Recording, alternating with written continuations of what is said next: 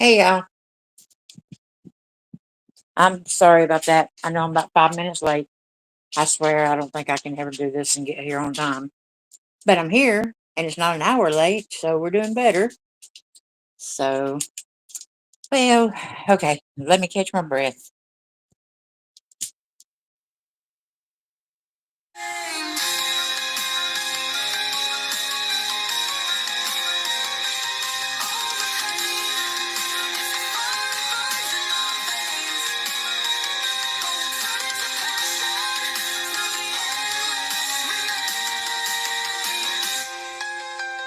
Those left behind will rise from despair. With purpose as our sword, we'll make the world care. No clickbait, no games, just a heart that's been torn from the ashes of loss. A warrior is born. I bleed for truth.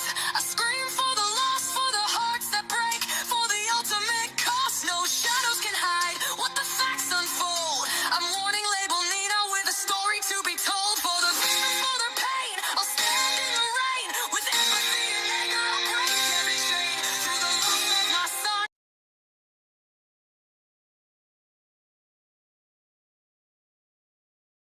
I guess I will apologize to David for that because it's supposed to say my son at the end, and looks like I cut my son out. So,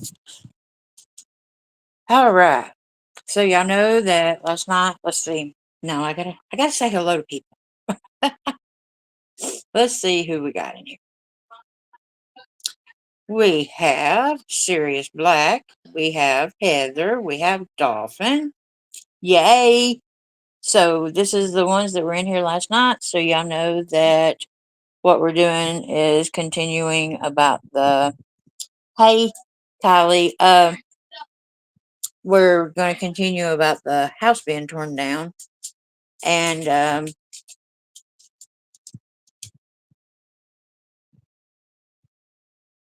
Lord, I thought that was somebody telling Sirius that they hoped that her and Marv would sleep well, and I was like, Sirius, who is Marv?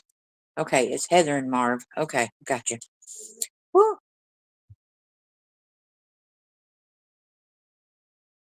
Hey, Glitter.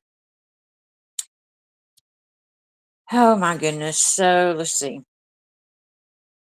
Y'all want to start with a video, or y'all want to start with story time telling, or how about we start with a video? Where I did like one 6 minute crime scene video. But one of the things that I want to show y'all is, let's see. Oh Lord, I hope I can read these.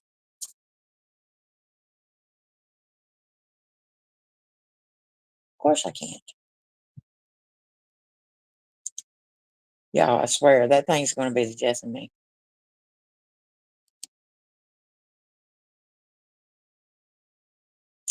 Alrighty, so that's the conclusion. So I've obviously got this one in the wrong place. So we'll go down here and we'll get another.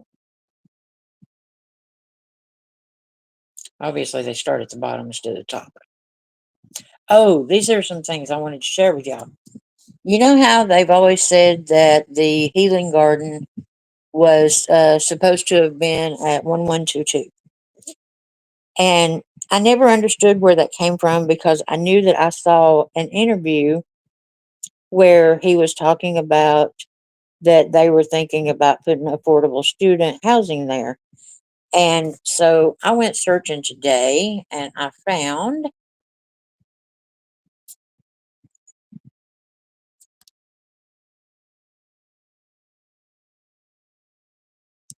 it says we are evaluating options. And of course, my timer and everything is on top of it, so I don't know how to make that go away. But anyway, it says, I can't believe this. We're evaluating options. Where something involved in the future development of the property. That's not it. Man, I tell you what, I am just screwing this up. So anyway, I found little screenshots that says that he never said that it was going to be at 1122, that it was going to be, that they hadn't decided yet. So it says a memorial for the four slain students inside inside a healing garden somewhere on the Moscow campus. The exact location has not been identified. And then the next one, of course, it's up there with my. Let's see. It says the Healing Garden to honor the four students and other students who died over the years. The location has not been decided.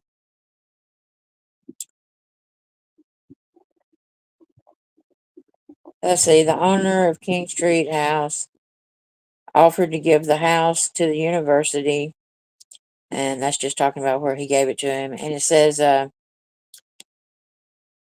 y'all, I'm telling you, I've got to go to the eye doctor. I am completely blind. The house will be demolished. This is a healing step and removes the physical blah blah blah. I ain't even gonna try to read it. Anyway, there's about a whole bunch of those. So,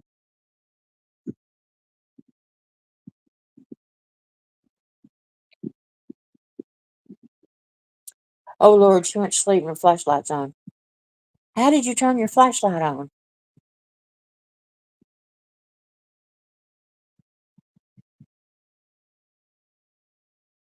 Yeah, it's my timer. See across my screen, it tells me how many people's in here.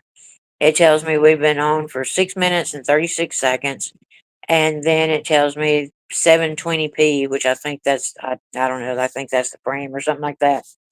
And I don't know how to get that off, or how I could move it to where I could read what I want to read because they're right in the middle of it. So that's the problem I'm having. I'm glad it doesn't show up on y'all's. But you know what I can do? I know what I can do. Hey, I put it on another phone. I can read it now. Look at me go. More than one way to skin a cat.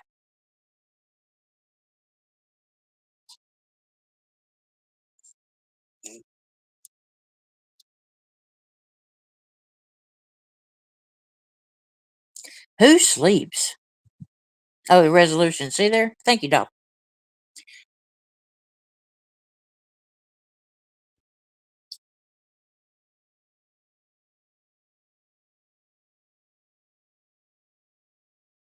All right. So here we go. Yay. Scott Green did not confirm the exact location of the healing garden at 1122 King Road, according to official statements and credible news sources. Green announced that a healing garden and memorial would be created, but at the time of the announcement, the location had not yet been made public or determined. University communications and news coverage consistently state that the garden was planned somewhere on campus and did not confirm that it would be at 1122 King Road. There is no public record or official confirmation from Scott Green designating 1122 King Road as the site for the healing garden. And I mean, to a lot of people, that really doesn't mean anything, but I know that it has caused a lot of talk in the community, that the healing garden was supposed to be at the 1122. So I just thought maybe that was just a little bit of information.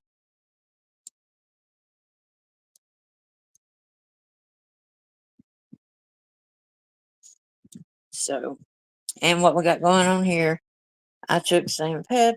Like, oh, heck, I can't go to sleep for nothing. I think I've got some kind of insomnia or something. Yeah. So I thank y'all for being patient. I really do.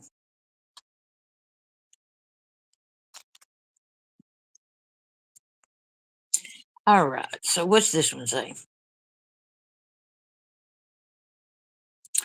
Okay. So this is getting into the what we're going to discuss tonight, and it's basically this part of it is going to be the remediation of the biohazard and stuff like that.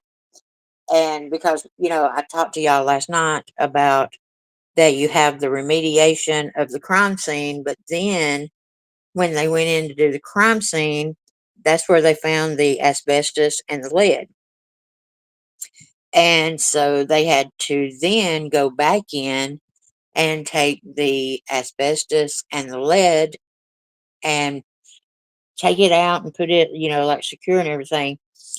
But what it's going to come down to is I know that one of the reasons that it was said that they took it to an undisclosed location and buried everything was, because people buy all the serial killer stuff and murderabilia and stuff like that, and so we all figured that they just went and buried it so nobody'd be trying to get a piece of the house. Well, come to find out, OSHA and the environmental rules and everything, that's actually part of getting rid of the asbestos and the lead paint and stuff like that, is they have these areas that nobody knows about, and they take it and they bury all the stuff, and that's one of the ways of getting rid of it instead of putting it in a garbage somewhere. I mean, that wouldn't be very safe for anybody. So it says, we understand the importance of homicide cleanup and how it affects overall well-being of a community. Homicide cleanup goes beyond simply cleaning up a crime scene. It is a vital step in restoring a sense of safety and security in a community. Proper training is essential for those involved in this line of work, as it ensures that the process is carried out efficiently and effectively. Homicide cleanup equips professionals with the knowledge and skills necessary to handle biohazardous materials safely and to restore the affected area to its pre incident state. Additionally, legal considerations play a significant role in homicide cleanup. Professionals must adhere to local, state, and federal regulations to ensure that the cleanup process is conducted in a lawful manner. By addressing the legal aspects of the homicide cleanup to ensure that justice is served while also prioritizing the well being of a community. And I had never thought about that until I read, that, because you sit there and you sort of think, well, heck, what's the big deal? I mean, I know the airborne stuff and stuff like that, but you never think about what it does to that community. And I'll be the first one to say that I was against the house being torn down. But then when I found out about the lead and the asbestos and stuff like that, plus I wasn't aware that with the asbestos and the lead, that half of the inside of the house is missing, so it was like a shell of what it used to be, you know.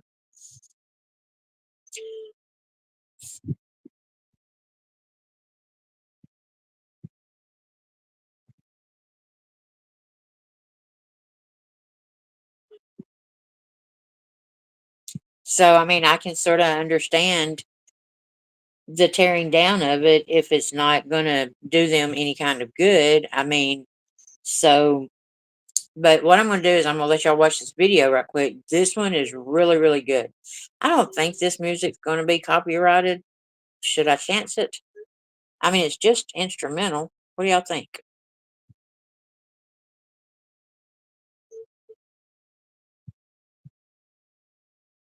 Serious, serious. She she's behind. She's stressing over Discord. All right, so let's see. The team utilizes a wide range of specialized equipment, including personal protective gear, cleaning tools to effectively carry out homicide cleanup. Crime scene cleaning and biohazard disposal require the use of equipment that ensures the safety of our team members and the thorough cleaning of affected areas.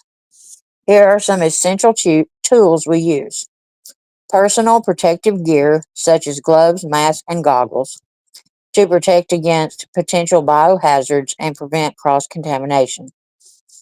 High quality disinfectants and cleaning solutions that are specifically designed to remove blood, bodily fluids, and other biological materials. Specialized equipment like biohazard bags, sharp containers, and waste disposal bins to safely collect and dispose of biohazardous waste. Industrial grade cleaning tools, including mops, brushes, sprayers, to effectively clean and sanitize the scene. Now, of the ones that I've gone through, I've noticed that they use steamers a lot. And that was, I mean, I was like, I want one of those for my house. So, all right, here we go.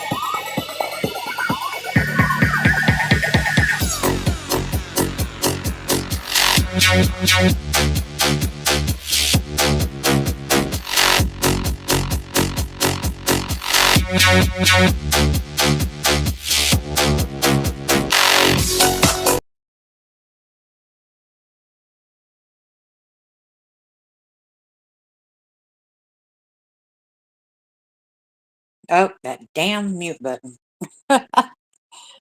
So that was just, I think that was 6 minutes and really, really fast speed of cleaning just one room.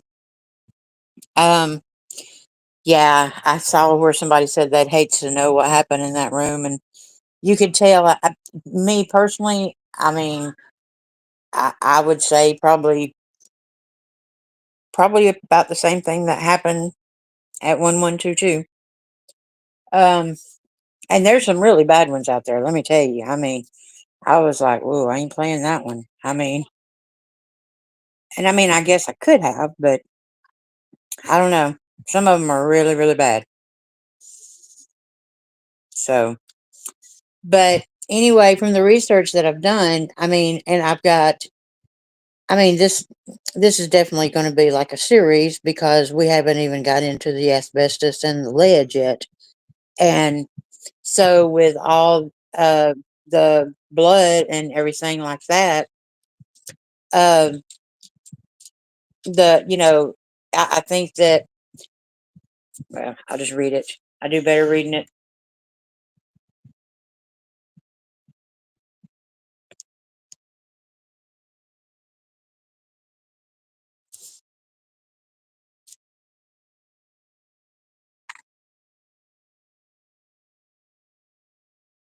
But see, that's what I'm saying, serious is, we were talking last night about, that if I walked away right now, the things that I've learned just from, the time that I've been in the true crime is I've learned so much. I mean, I never thought I'd be reading court documents. I never thought I'd be reading Sigmund Freud. I never thought, that and the people I've been introduced to and stuff like that. And so sometimes I think that we forget about the whole thing of the case, because, and I think one of the reasons that it got brought to my attention was I was watching some other channels and they were talking about that they tore the house down because they're in witness protection and, all this. And then it was because he was framed. And I was like, no, y'all, they, I thought they tore, I'll be honest with you. I figured that they tore the house down because they were needing to get the land ready because they have the um, Greek row expansion going on. And I figured they would be wanting to get the land because I know they have to have it perked, they have to have it leveled, they have to have it, there's things that needs to be done to the land. And I figured that that's the reason that they went ahead and tore it down was so they could go ahead and start working on the land. And then when I found out about the asbestos and the lead, I was like, well, heck, no wonder they tore it down. So, okay, so on this one, we've got the psychological impact of homicide cleanup can be significant for those involved in the process.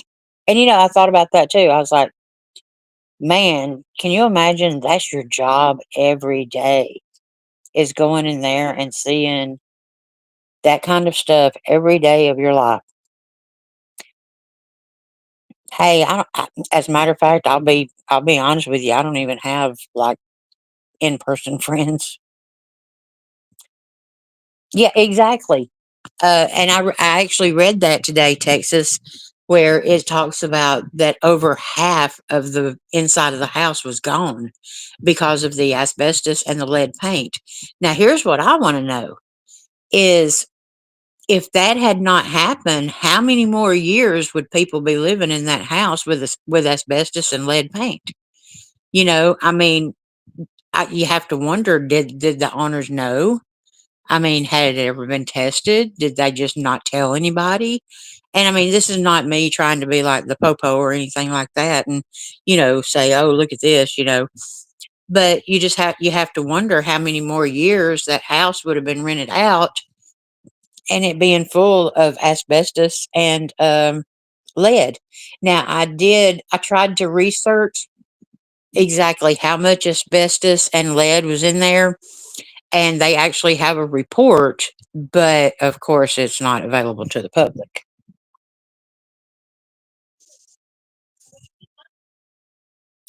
Okay, so as professionals who regularly deal with the aftermath of violent crimes, we're exposed to traumatic and distressing scenes that can take a toll on our emotional well being. It's crucial for us to acknowledge and address the psychological effects of this work. One way to cope with the emotional toll is counseling. And see, I really do like that they put that out there. Seeking professional help can provide us a safe space to process our feelings, manage stress, and develop healthy coping mechanisms. Trauma counselors can guide us in understanding and navigating the complex emotions that arise from our work. Additionally, it's important for us to prioritize self care and establish boundaries. Engaging in activities that help us relax, decompress, can help alleviate some of the emotional burden. Take, Taking breaks, engaging in hobbies, and seeking support from loved ones can all contribute to maintaining our mental well being. And I really did like that because, a lot of people they don't talk about I guess the what's going on. I mean, the mental effect of I can't imagine going into that every day of my life. You might could get me to go in and clean one of those once every month or something, but every day? Well, I hope they're not doing it every day. If they're doing it every day, they might want to move because that would be a bad city. I mean, yeah, every day would be a lot. Okay, so this one says when it comes to the cleanup of homicide scenes, we rely on best practices to ensure thoroughness and safety. Here are some key considerations for cleaning up after a homicide. Didn't we just go over this? Personal protective equipment. We always prioritize safety by wearing appropriate PPE, including gloves, masks, and protective clothing to minimize exposure to potentially harmful substances and pathogens. Thorough cleaning and disinfection. We meticulously clean and disinfect the entire scene, ensuring that all traces of blood, bodily fluid, and other biological materials are completely removed. This helps to mitigate health risk and prevent the spread of infectious diseases. Proper disposal. We adhere to legal regulations regarding the proper disposals of biohazardous waste, ensuring that all contaminated materials are handled and disposed of in accordance with applicable laws and guidelines. Ethical considerations. We approach every homicide cleanup with sensitivity and respect. And that was another thing that I really liked about it too was they go further in on that, talking about that when they discuss like pricing and stuff like that, that they don't just go in there and act like it's giving an estimate of, hey, you want me to paint your bedroom? You know, that they have to try to be sensitive about it because that's where their that person's loved one died.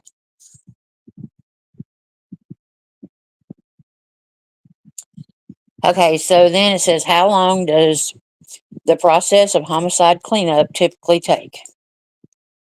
And it says, typically the timeline for the process of homicide cleanup depends on several factors, such as the size of the crime scene, severity of the incident, and process efficiency.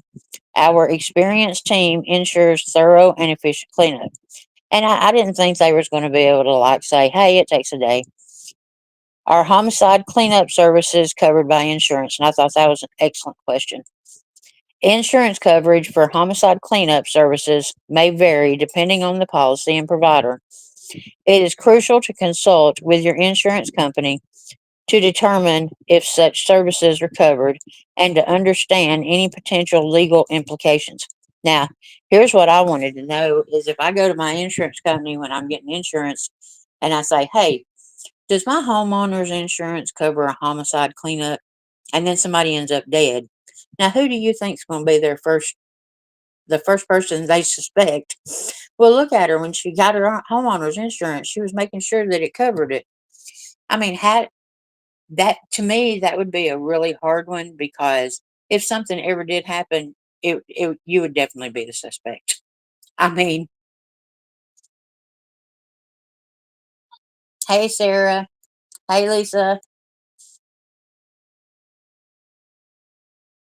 Okay, so then the next one says, are there any health risks associated with performing homicide cleanup?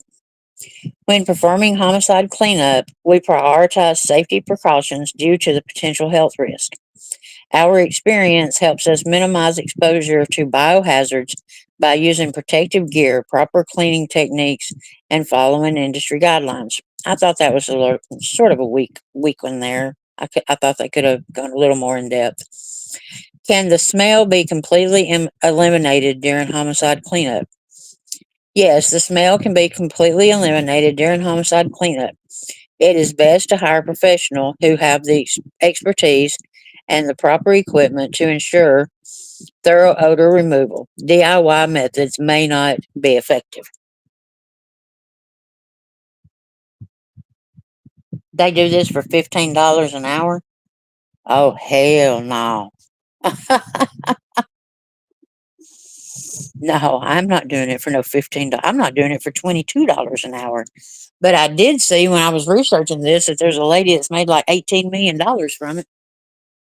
I was like, damn, I might do it for $18 million.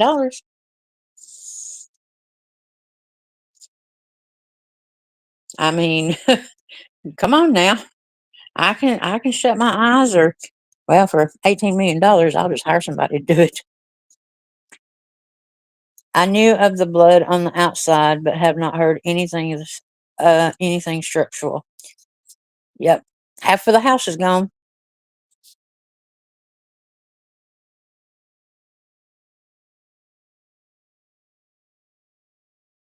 Yeah, she's definitely the owner. All right. So what we got now? In conclusion, homicide cleanup is an essential and specialized service that requires meticulous attention to detail and the use of appropriate equipment. The psychological impact of such cleanup can be underestimated, and it's crucial to approach these tasks with compassion and empathy. By adhering to best practice and utilizing specialized techniques, we can ensure that the affected areas are thoroughly restored, providing a sense of closure for the families and the communities affected by these tragic events. So, and that was just a few things that I wanted to share with y'all as far as, the companies and stuff like that goes. And I mean, Carry your you can get like really, really name detailed of into it. my And chest, usually that's the way I do a things. love that won't Oh, fade. sorry about that. I hit the wrong one. Sorry. Carry your Oh, no, no, no, no, no. Shoot, that song was bound and determined to play. I'm trying to get these deleted so I won't show them again. Carry Oh, on. stop. Come on.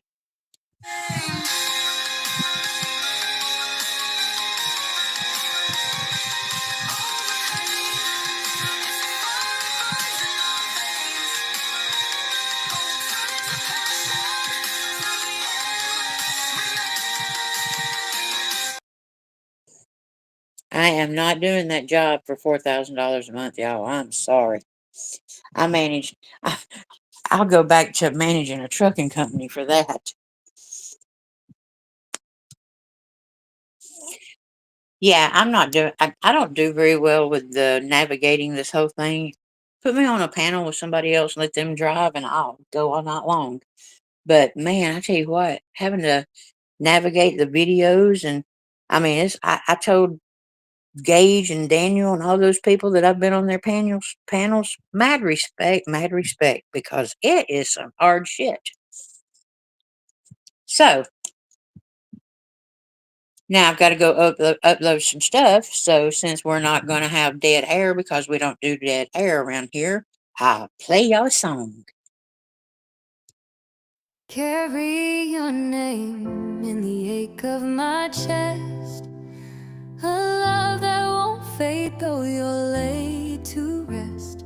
The needle stole you, left me here to roam.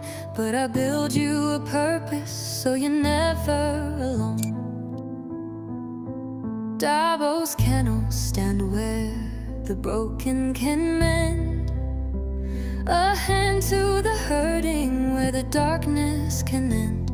For every soul lost, for the ones left behind, I'm weaving your light through the cracks of my mind. Oh, the ripple of the heart, it spreads so wide. Through the tears and the pain, we keep you alive. Maddie, Kaylee, Xana, Ethan, and my own. Your names are the fire and the seeds that we've sown. We're those left behind, but we're never alone. The courtroom grows quiet, the gavel will fall. Kohlberger's plea echoes, but it don't heal us all. Their laughter still lingers in the stories we share. For lives cut too short, but their love's everywhere. I'll walk through the grief, plant hope in the dirt, turn scars into meaning, turn loss into worth. For my son, for the fallen, for the hearts that still bleed, we rise from the ashes where our souls used to meet. Oh, the ripple of the heart, it spreads so wide. Through the tears and the pain, we keep you alive.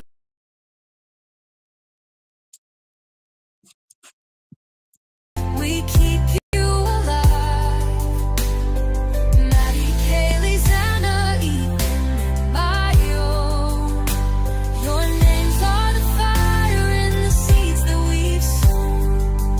We're those left behind, but we're never alone. Every dog that I train, every hand that I hold, carries your spirit, turns the broken to bold. We're stitching the pieces, though the wounds still raw. Your love is the light that the darkness can't claw. Oh, the ripple of the heart, it spreads so wide. Through the tears and the pain, Oh, Lord have mercy. I cut the song off. I'm so sorry. Oh my gosh. I think I need to put like some sensitivity or something on here to where I'm not getting it all the time. Did Jeff H. make the song? No, actually, I wrote it.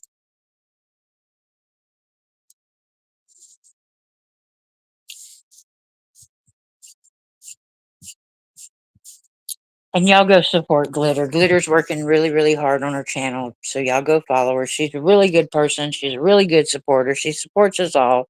So let's go and show her some love. And so, well, I guess I had everything lined up. So tomorrow we are going to y'all tomorrow might be a little boring. I have to admit it. I may not do that part of it. Y'all don't want to go into like the laws and the rules and the regulations and all that, do you? Y'all just want to find out how it gets removed and why it gets removed and why they bury it and stuff like that, right?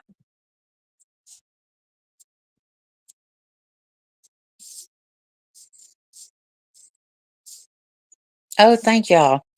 Yeah, the songs that I play on my lives, um, they're all of them that I play.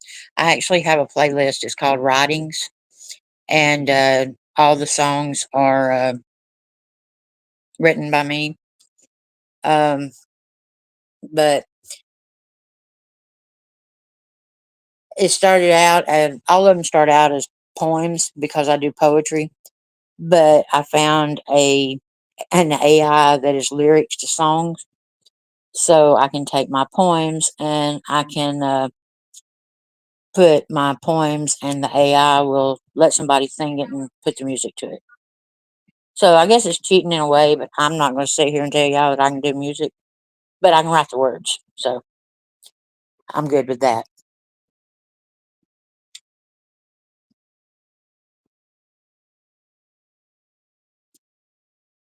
Okay, hang on. Hang on.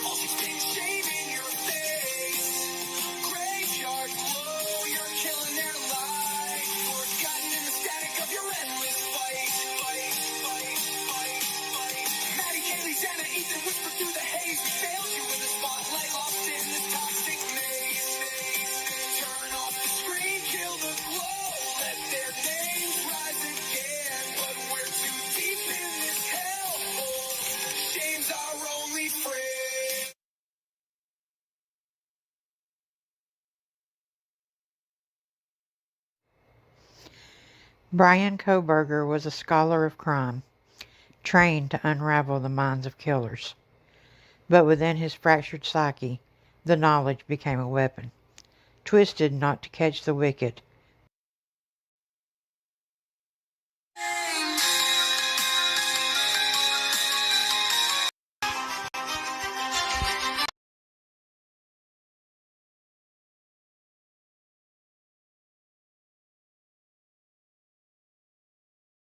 Oh, wow. I am so sorry. I didn't realize that was a video I had made.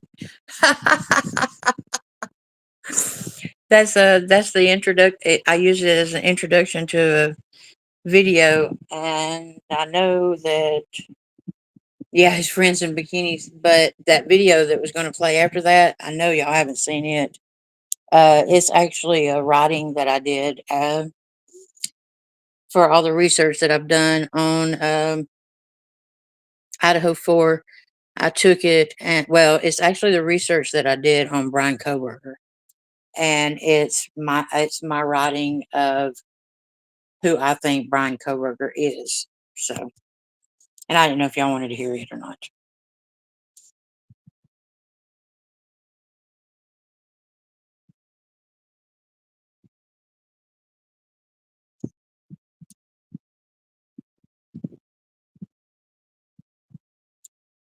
And of course, we have a delay. So, but yeah, that's what I do is I write. I think writing is my therapy, but it's whatever gets you through. I mean, so all righty, we've got one that votes. So if y'all don't want to hear it, you better tell her to be quiet. Hang on. Oh man.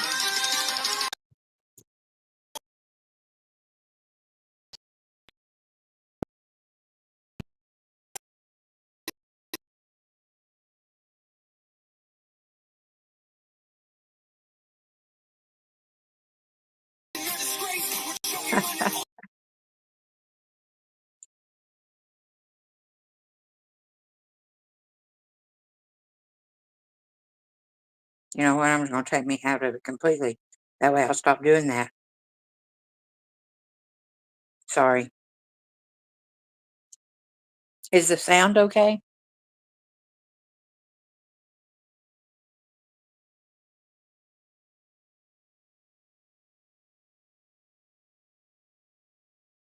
Because I can't hear a thing.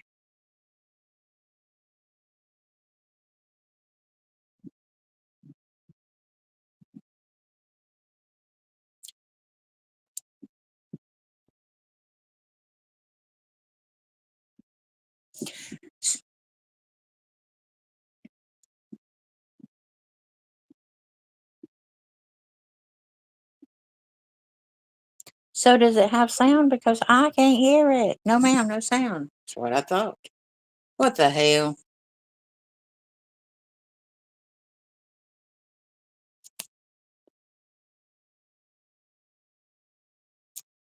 All right, hang on now.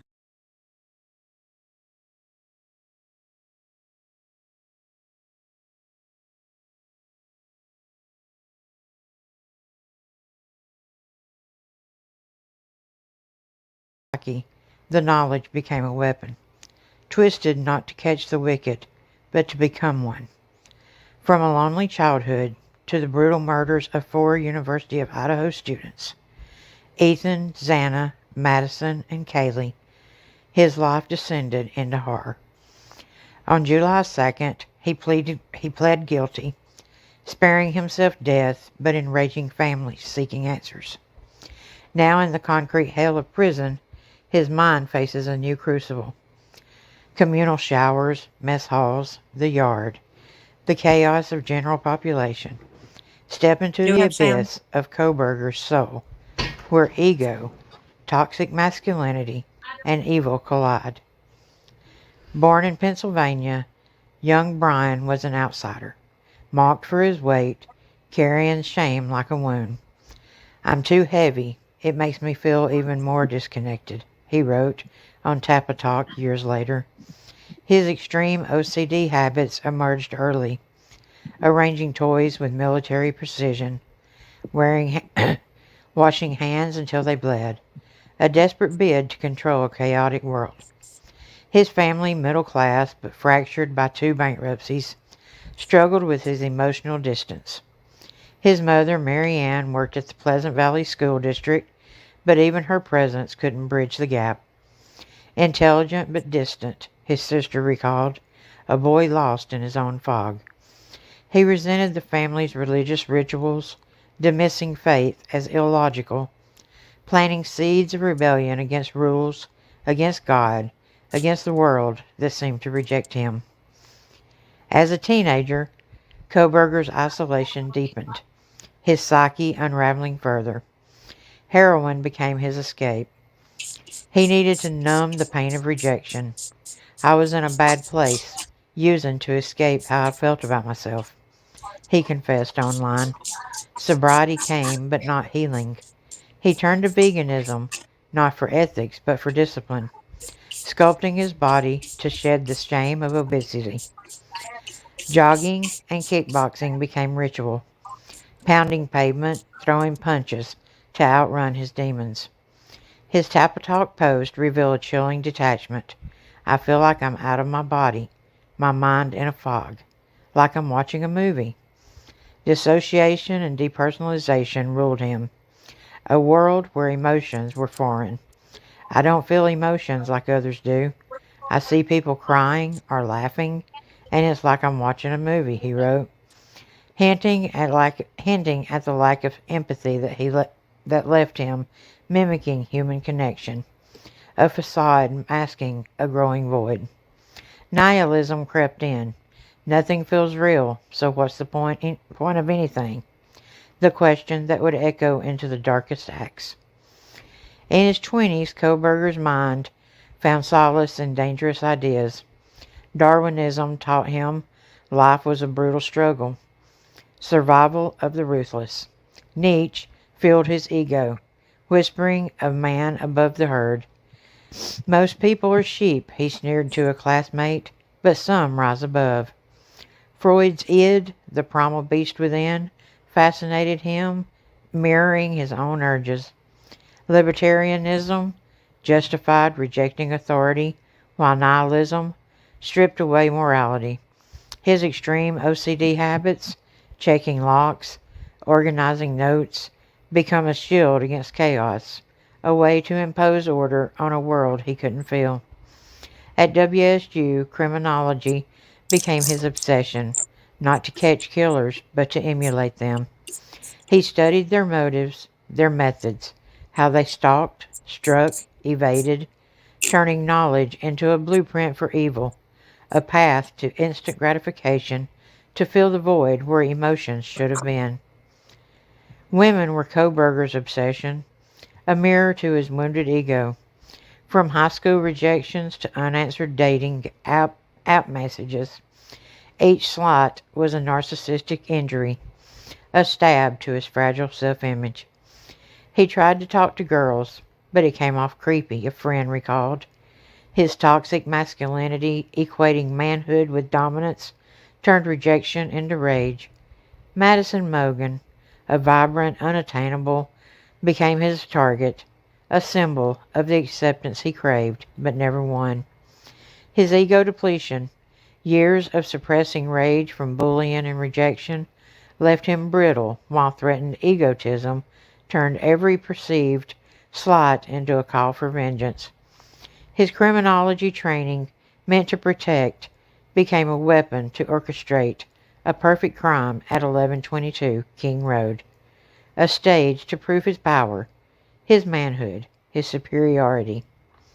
November the 13th, Kohberger's white Elantra cuts through Moscow's silent streets, a K-bar knife sheathed at his side. His plan, honed by criminology, is meticulous. Enter 1122 King Road, find Madison, strike with precision, and vanish. A testament to his control, his idea, his OCD habits, checking the knife, mapping the route, ensure every detail is perfect. His pulse thunders, adrenaline alive, the promise of gratification, fleeting escape from the dissociated fog. He slips into the house, his training guiding silent steps, avoiding the cameras, leaving no trace, up to the third floor, Madison's room. The stage for his twisted fantasy. The knife feels alive, his masculinity made still. He opens the door expecting her alone, his script unfolding perfectly. But chaos erupts. Kaylee lies beside Madison. Her presence a dagger through his black and white script. His rigid mind, unable to process the gray, collapses under threatened egotism. His fantasy of control, his proof of manhood, is ruined. Narcissistic injury ignites a volcanic rage. Every rejection, every laugh, every unanswered message. They're all the same, his mind screams. The women who made him feel small, invisible, feel less. The knife rises, and the scholar becomes the savage. Madison goes first, then Kaylee. Each strike a release of toxic fury, a warped assertion of masculinity. The room is a slaughterhouse, blood pooling, his vision blurred by sweat and adrenaline. His ego depletion strips away restraint, his criminology knowledge guiding each brutal blow. Where to strike, how to silence. Oh no, a sound from below? Xana Kernodle. His predator's instincts honed by study lock on. Downstairs, Xana and Ethan Chapin meet the same fate, their lives snuffed out in the frenzy of violence. 4 dead, their future stolen by a man whose education became his evil, whose masculinity became his malice. Kohberger flees, blood on his hands, sweat stinging his eyes, blind to Dylan frozen in the shadows. A knife sheath left behind betrays his training. A fatal flaw from a would-be mastermind. Back in his apartment, the rush of gratification fades, leaving only the void of his dissociation. Nothing feels real, he wrote years ago, and now the reality of 4 deaths weigh on him, not with guilt, but with hollow ache of failure. His fantasy of control, of transcending the herd, had crumbled into chaos. July the 2nd, Kohberger pled guilty, trading the death penalty for life without parole. A final act of control that enraged victims' families. The families call it cruel and shocking, denied answers by a plea deal shrouded in secrecy. Prison would now await. He would have a new crucible for his broken psyche, where communal showers, mess halls, the yard, general population test the man who sought to be more than human. In the communal showers, he stands exposed. The shame of his obese past would resurface. His narcissistic injury flares. Every glance, real or imagined, feels like a slight, echoing the rejections that. The mess hall is a theater of survival, a chaos of clashing trays and shouting alliances that overwhelm his rigid black and white mind. His lack of empathy, I don't know, feel emotions like others do, blocks alliances. His social deficits a liability. No lifer fan club for him. Sociopaths will want to take him down. His OCD habits, counting bites, arranging trays, become a desperate anchor mocked by those who seek weakness. His ego depletion erodes resolve. Each perceived slight, a bump shoulder, stroking rage. He can't act on it without consequence. In the yard, where power is raw and hierarchies are forged, humbles the man who saw himself above the herd. His criminology knowledge, useless without authority, can't shield him from predators who know his crime. Toxic masculinity, once a drive to dominate women, meets a test, proving himself among men who value strength over intellect. His social history, he came off creepy, makes alliances elusive. Threatened egotism simmers, but a wrong move invites violence. His narcissistic injury festers as his notoriety makes him a target, not a king. His OCD habits, pacing, checking, his only solace in a world he can't control. In general population, his psyche faces its ultimate trial. The man who planned the perfect crime, undone by a knife sheath, is no mastermind here. His dissociation, nothing feels real, offers no escape from the relentless noise. His OCD habits, counting steps, checking locks, are a mockery in a world of order.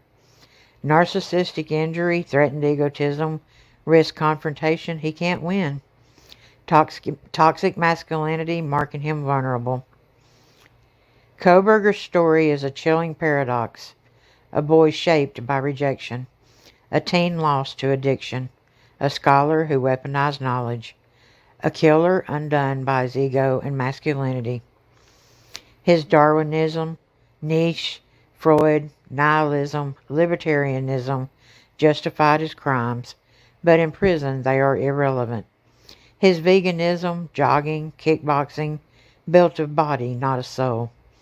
His OCD habits and dissociation trapped him in a fog. His lack of empathy and toxic masculinity leading to tragedy. Could a moment of connection, a teacher's guidance, have stopped him, or was his path inevitable? A collision of intellect, ego, and evil. The plea deal sparing him death leaves families in anguish with no words. Prison with its showers, mess halls, and yards, where his psyche once a predator, now faces the prey. Ethan, Xana, Madison, Kaylee, 4 lives, bright and boundless, extinguished by a man who sought power in their blood. Their memory endures, a call to see the unseen, the challenge, to challenge the darkness before it consumes again.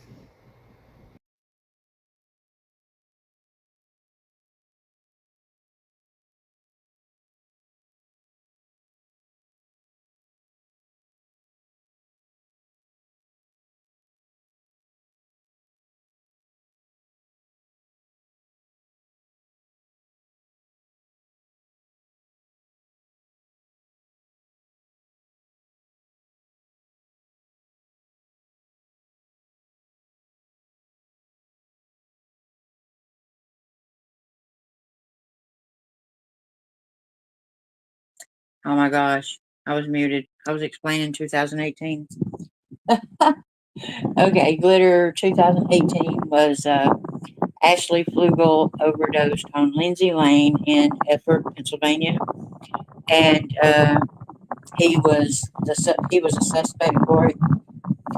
And but then it came out, and thank you, Deb.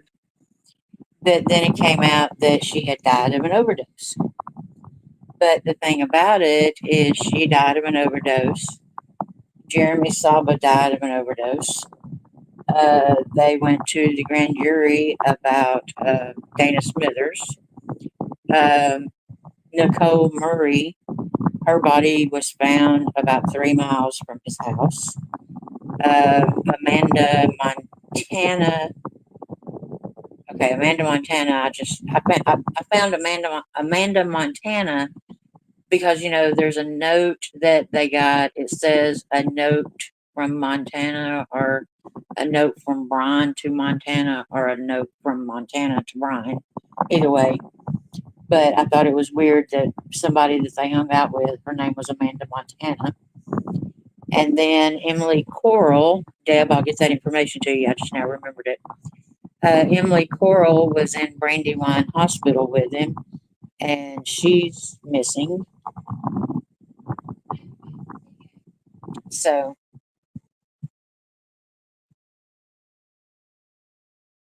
thank you, Sirius. Boy, I tell you what, bless Sirius and Deb's heart, though. They get everything. If I find a wow moment, I send it to them. And I bet you they're like, golly, Nina's back in a rabbit hole. And then, everybody wants to say that, and used to, I thought it too for a long time. I thought that page 118 was probably the manifest of Elliot Rodger, but I have searched high and low, and his manifest has never been put in a book. And they said that it was a book open to page 118. I can't find it in a book anywhere. I can find it online. I can find it, this, but I cannot. I can't. If anybody can find it like a book, because I can't. So, with it not being a book, I have to say that page 118 in a book is probably not that.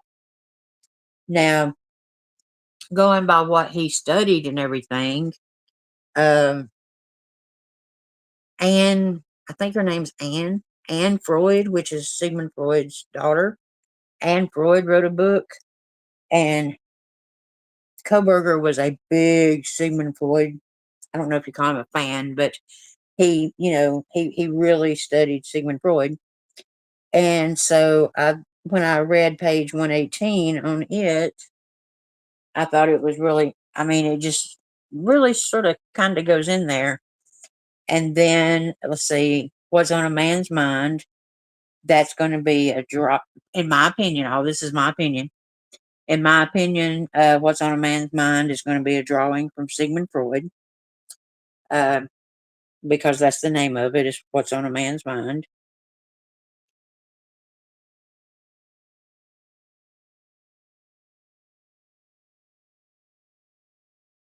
Roger's manifesto. Can you do a public? Honey, I have a copy of the manifesto if you want it. I've got, as a matter of fact, Deb taught me how to go back on that Wayback Machine, and I've got some of Elliot Rodger's some of the YouTube videos that got took down. I've got all of the police report, the investigation. I have his autopsy. I have the pictures of him laid out on the road. I mean, I have all that. I have as much Elliot Rodger stuff as I do Koberger stuff.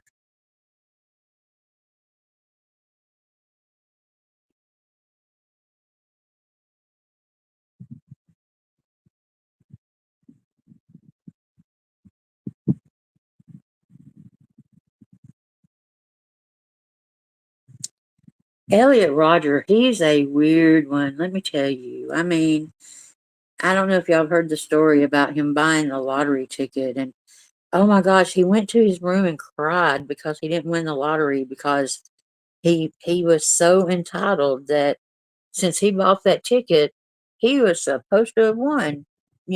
So hang on, I'll get y'all a picture. I think I can talk while I get pictures. I just can't talk while I get videos.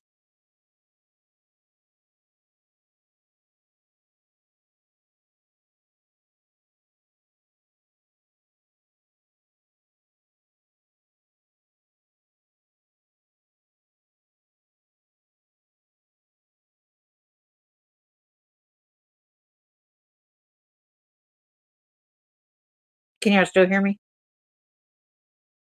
So at the beginning of this video, hang on, hang on.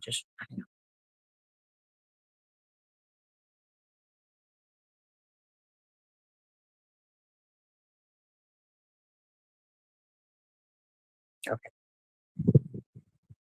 But at the beginning of the video, it shows an email.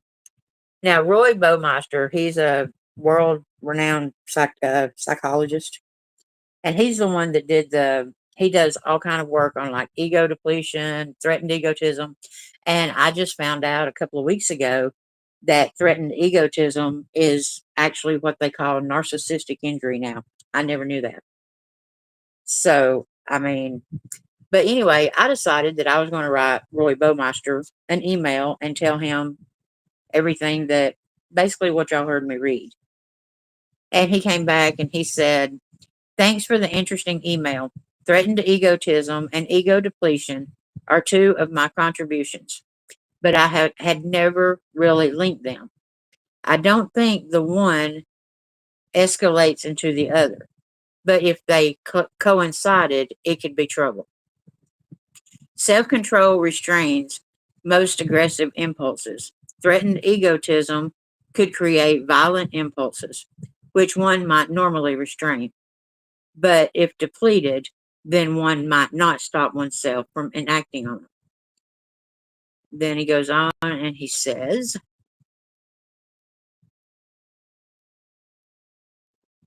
oh, why did it switch? Anyway, impulses that he might give into, but still going to the sorority house and seeking out people to kill seems a bit more premeditated. I'm going around what's on my screen right now. Let's see. Oh my gosh, it switched again. I swear. Seems a little more premeditated. Note some mental illnesses also weaken self-control, possibly via biochemical processes. This was amazing to me, this one sentence. Low blood sugar, for example, creates a vulnerability to failing at self-control, and I have been told low blood sugar is common occurrence with schizophrenia. But low blood sugar creates a vulnerability to failing at self-control. I was like, no wonder I can't go on a diet. So anyway, he says, I have been told that blood blood sugar is a common occurrence of schizophrenia, for example, and many people have diabetes without knowing it. And ongoing wrestling with inner demons can certainly cause ego depletion. I don't know anything about this particular case, and it would be unprofessional of me to pronounce judgment on a particular case. And then he goes on to talk about that he could talk about it just in general. And so, of course, you know me, I'm like, hey, come on, let's talk about it just in general, So I don't know if he will or not. So let's see, what else can I share with y'all? Am I boring y'all? I really don't want to bore y'all.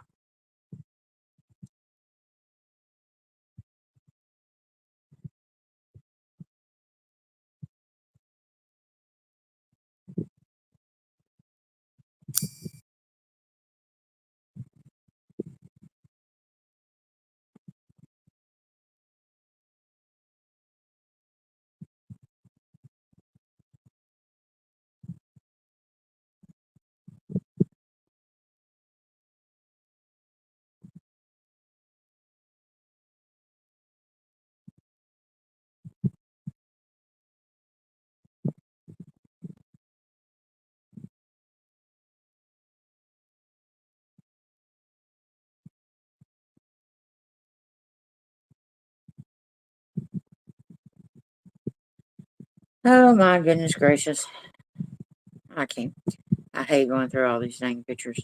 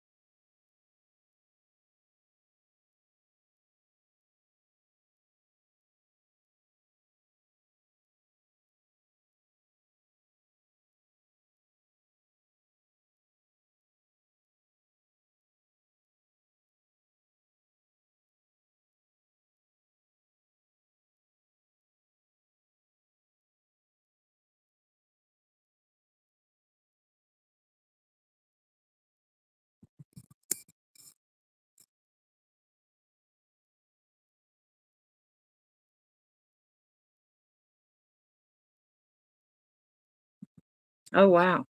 I don't know what it's doing then. I don't want to be in a fishbowl. I know y'all seen this picture 100 times, but the top left is Amanda Montana. Top right is Melissa Koberger. Bottom left is Xana Kernodle. Middle is Ashley Flugel. And the bottom right is Nicole Murray. And I don't know about y'all, but they all resemble to me. Not saying they look alike, but I think they resemble.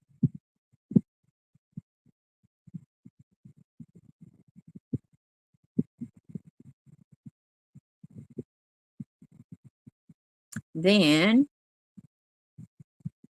okay, so it says that Nicole's body was found so close to where he lived. Now, this is on a Facebook page, not one of his. This is on Nicole Murray's Facebook page, and you can see. Let's see if I can get it to where.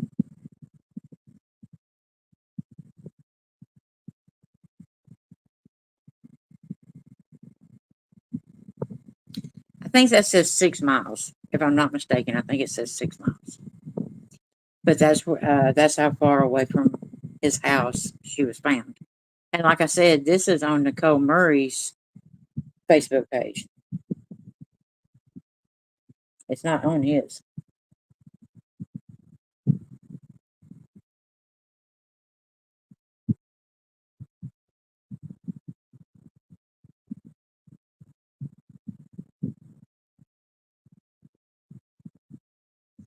So, but yeah, that's how close her body was.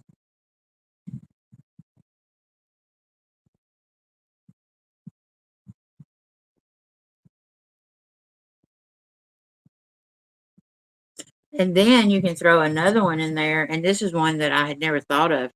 I didn't know until Dateline that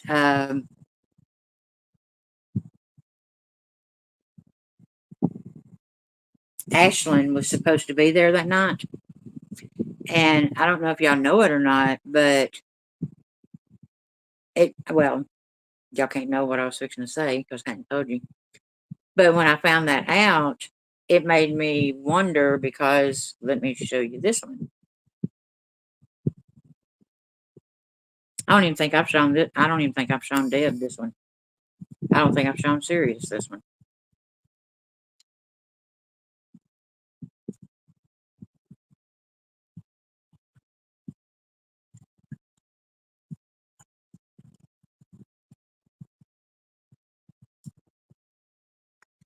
And do y'all want to know what Emma Bailey looks like now? Y'all will not recognize Emma Bailey. So I'll put that one in there. Then, have y'all ever seen, y'all know that Elliot Rogers' girl that broke his heart, her name is Maddie. You've heard them talking about that. Have y'all ever seen a picture of her?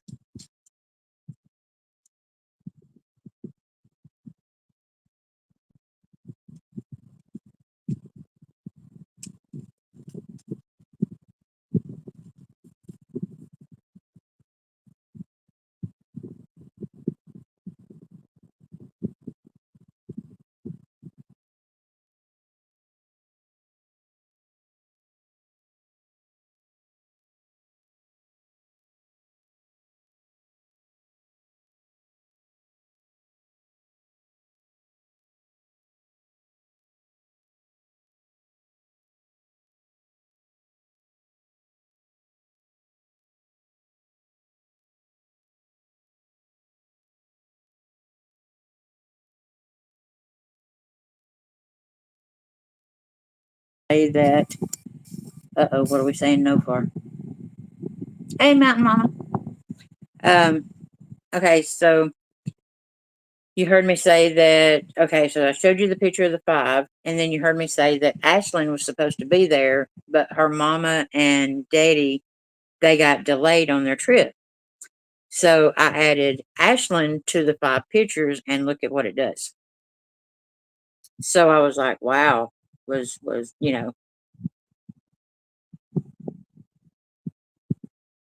because you stick Ashlyn in there, and she looks just like them.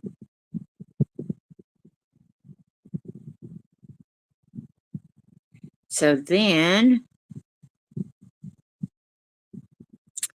this, my dears, is Emma Bailey now.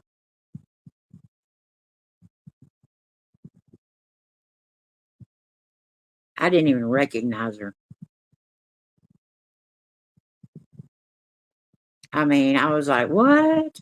I mean, look at her arm. Her whole arm is tattooed. Which, I mean, I don't have nothing against that. I mean, that, but it just floored me because I was like, my gosh, that doesn't even look like her. So then y'all are going to recognize this picture right here. And the reason I'm showing this picture is not to show her booty. It's to show y'all, okay, so this is Maddie. And notice her pose, okay? So then this is Elliot Rogers. Whoa, where's her head? Y'all, really? You can't see her head? What the hell?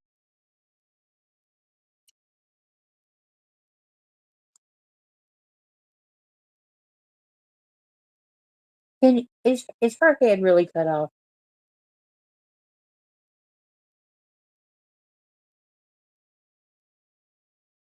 On my end, it's cut off. Is it cut off on y'all's end?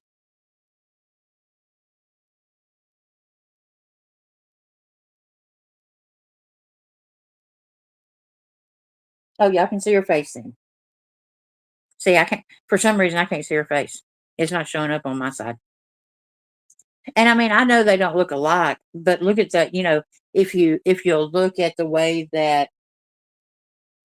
yes, you can see her face, or yes, it's cut off.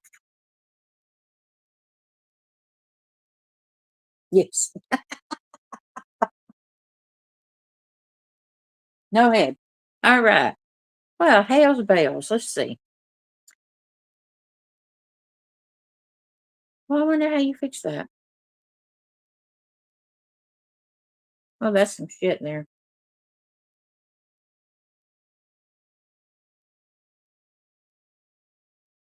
Customize. Oh, shoot. We don't want to do that. No, I just want to bring the picture down. Oh my gosh. All right, y'all, let me fix it. God, I got y'all curious now. I can't leave y'all hanging like that.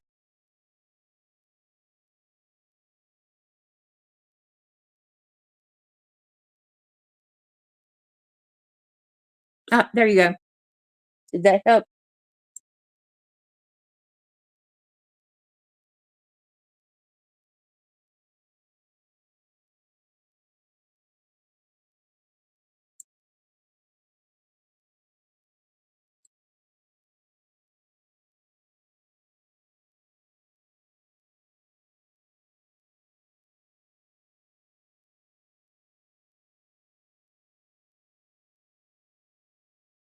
Okay. Can you see her face now?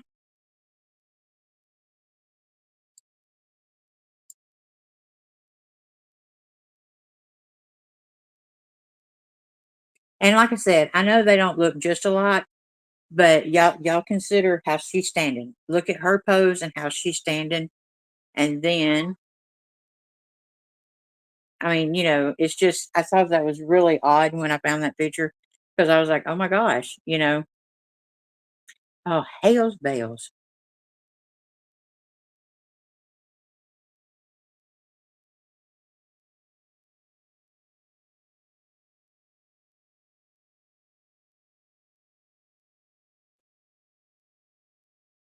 So I just thought that was unusual. All right. So let's see. I'm going back in the fishbowl for a minute.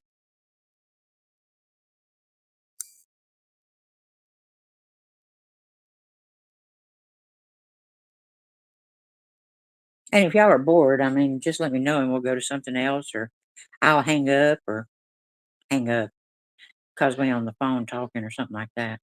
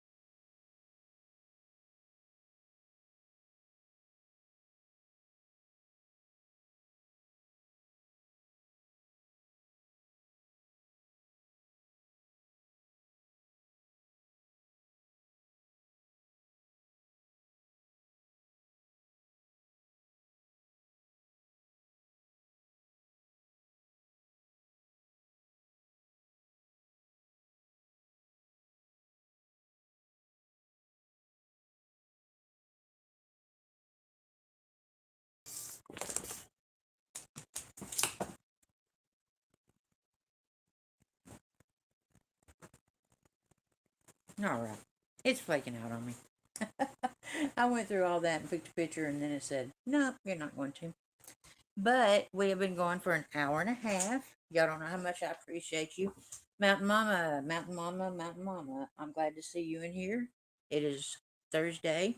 So since you're in here, I am assuming that prayers were answered. Everything's okay. And please just put a thumbs up or something like that. I don't want to talk about your business or anything, but I'm glad to see you in here.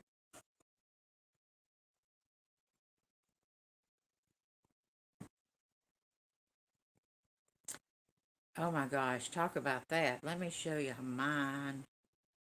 Y'all have heard me talk about how big Dabby is. And if y'all are wondering about her name being Dabby, my son that we lost, his name was David. When Tamla, and then 2 months later, Tamla lost her daddy, and his name was Bobby. So my granddaughter took Bobby and David and put it together, and we have a Dabby.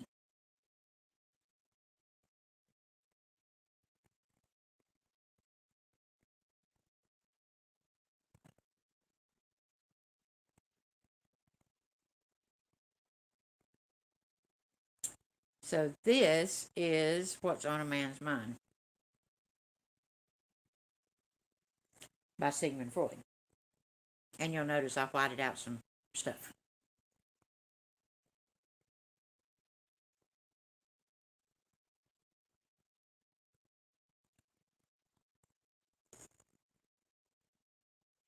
So with that picture, I will say good night. Thank y'all so much for being here. I really do appreciate y'all. And we will end it with a song. Here we go.